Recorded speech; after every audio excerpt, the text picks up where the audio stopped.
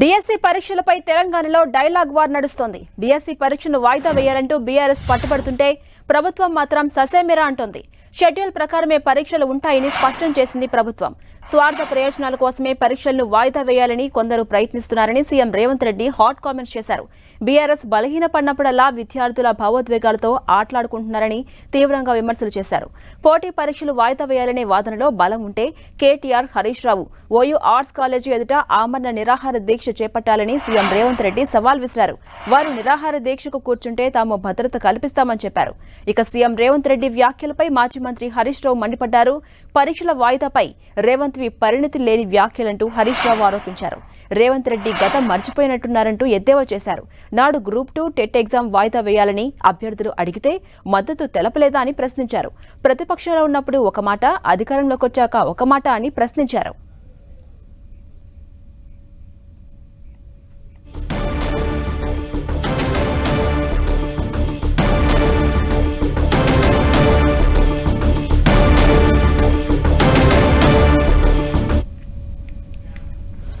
ఇదే అంశంపై మరింత సమాచారం మా ప్రతినిధి కొండల్ అందిస్తారు. కొండల్, తెలంగాణలో డిఎస్సి పరీక్షలపై డైలాగ్ వార్ నడుస్తోంది. అటు అధికార పక్షం, ఇటు ప్రతిపక్షం మధ్య మాటల యుద్ధం నడుస్తోంది. అప్డేట్స్ ఏంటి?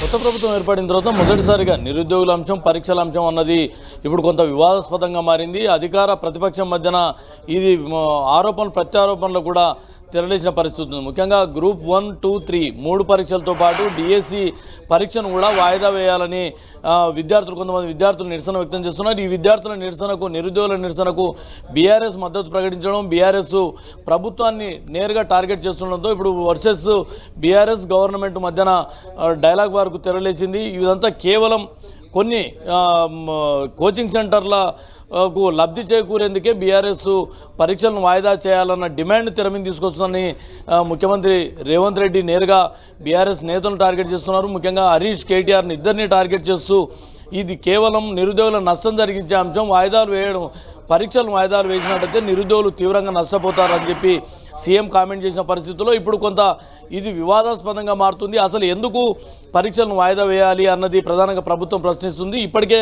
గ్రూప్ 1 పరీక్షలకు నోటిఫికేషన్ ఇచ్చింది. ప్రిలిమ్స్ పరీక్ష ఫలితాలను కూడా వెల్లడించింది. రేపు మాపు త్వరలోనే మెయిన్స్ పరీక్షలకు కూడా నిర్వహించబోతుంది. దీనికి సంబంధించి 1:50% అభ్యర్థులను మెయిన్స్కు సెలెక్ట్ చేసిన పరిస్థితుల్లో దీనికి 100:100ను పిలవాలన్నది బీఆర్ఎస్ డిమాండ్ చేస్తుంది. ఒకవేళ ఇదే 1:100 పిలిచినట్టయితే నోటిఫికేషన్ సమయంలో ఈ డిమాండ్ చేస్తే సరిపోతుంది. ఒకవేళ ఈ విధంగా 1:50 కాకుండా 1:100 పిలిచినట్టయితే రేపు సాంకేతికంగా కోర్టుకి ఎవరైనా వెళ్ళినప్పుడు పూర్తిగా నోటిఫికేషన్ ఆగిపోతుంది అన్నది ప్రభుత్వం చెప్తుంది.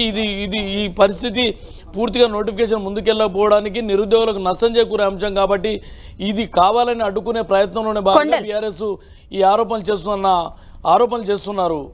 అలాగే కొండలిటు సీఎం రేవంత్ రెడ్డి కొన్ని హాట్ కామెంట్స్ కూడా చేశారు. నిజంగా విద్యార్థుల పక్షాన నిలబడితే కనుక ఆమరణ నిరాహార దీక్ష చేయాలి, దానికి మేము భద్రత కల్పిస్తామంటూ కొన్ని సెటరికల్ గా విమర్శలు చేశారు. దానికి సంబంధించి బీఆర్ఎస్ సవాల్ని స్వీకరించే అవకాశం ఉందా?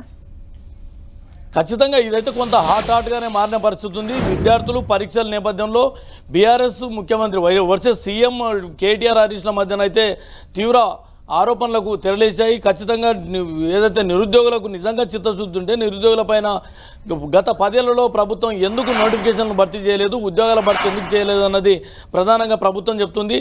దీనికి అంత చిత్తశుద్ధి ఉన్నట్టయితే కేటీఆర్, హరీష్ ఇద్దరు కూడా ఆమరణ నిరాహార దీక్ష కూర్చోండి అని చెప్పి కూడా సవాల్ చేసిన పరిస్థితి ఉంది. ఈ సవాల్పై బీఆర్ఎస్ నేతలు ముఖ్యంగా కేటీఆర్, హరీష్లు ఎలా స్వీకరిస్తారు, సవాలుకు సిద్ధమవుతారా, నిరాహార దీక్షకు ముందుకెళ్తారా అన్నది చూడాల్సి ఉంటుంది. ఏదేమైనప్పుడు కూడా ఇప్పటికిప్పుడు నోటిఫికేషన్లు ఆపడం అంటే నిరుద్యోగులకు నష్టం చేసిన పరిస్థితి ఉంటుంది. గత 10 ఏళ్లలో నోటిఫికేషన్లు వేయలేదు, ఉద్యోగాల భర్తీ చేయలేదు.